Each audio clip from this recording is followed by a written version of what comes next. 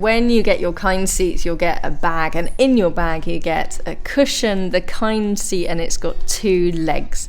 So to put it all together, unclip the release buckles at the bottom.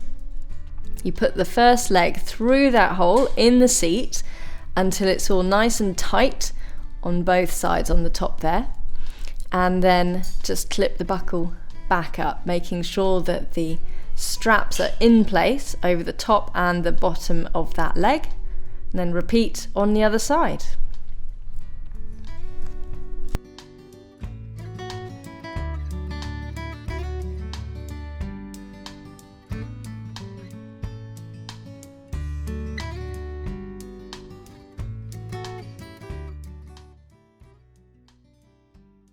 And you're set to go.